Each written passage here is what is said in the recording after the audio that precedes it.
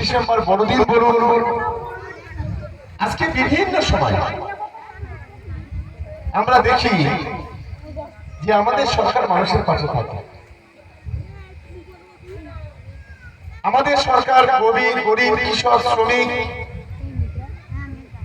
পূজা committee উৎসব committee সকলের পাশে থাকে। তাই তো দিদি বলেন ধর্ম যার যার উৎসব সবার, এটাই আমাদের কাছে সবচেয়ে বড় পাওয়া। আমার একজন হিন্দু বোন হিন্দু ভাই, তারা তাদের কাছে পবিত্র তাদের হিন্দু ধর্ম, আমি মুসলিম, আমার কাছে মুসলিম ধর্ম পবিত্র। কিন্তু বেদ কোরআন কুরআন বাইবেল কোন জায়গায় লেখা নেই যে একটা ধর্ম আরেকটা ধর্মকে আঘাত করবে। কোন জায়গায় লেখা নেই একটা ধর্মের মানুষ আরেকটা ধর্মের মানুষের রক্ত ঝরাবে। কিন্তু আজ আমরা লক্ষ্য করি কিছু ধর্মের কালোবাজারি, তারা আজকে ধর্মকে বিক্রি করছে নিজেদের স্বার্থ সিদ্ধি চরিতার্থ করার জন্য। আজ ধর্মকে সামনে রেখে কেউ রাজনীতি করছে, কেউ ব্যবসা করছে, কেউ সমাজনীতি বিভিন্ন ধরনের কাজ কারবার করছে। আমাদের মা বোনেদের, আমাদের যুব সমাজের ছেলেদের দায়িত্ব নিতে হবে।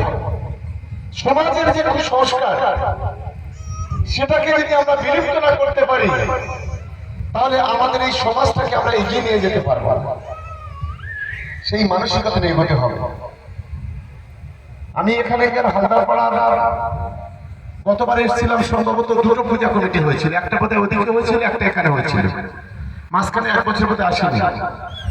তো আজকে এসে ভালো লাগছে, একেবারে সবাই একে অপরের পাশে দাঁড়িয়ে একটা পূজা যেভাবে করছে, তার জন্য আমি সকলকে ধন্যবাদ অভিনন্দন ভালোবাসা জানাই। আর আমার এখানে প্রচুর দিদিরা বোনেরা আছে, কালকের এখানে আমি 200 শাড়ি পাঠিয়ে দেবো, প্রত্যেকটা মা বোনেদের হাতে কালকে পৌঁছে দেবে।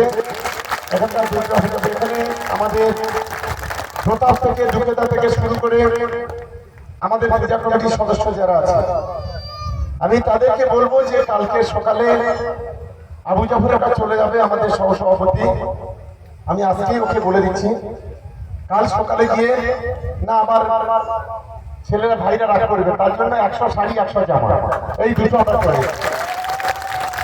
সবাইকে আরো একবার ধন্যবাদ অভিনন্দন জানাই। আজকে অষ্টমী, কালকে নবমী, পরশুদিন বিশাতে সুর বেজে যাবে, বিসর্জনের পালা আসবে।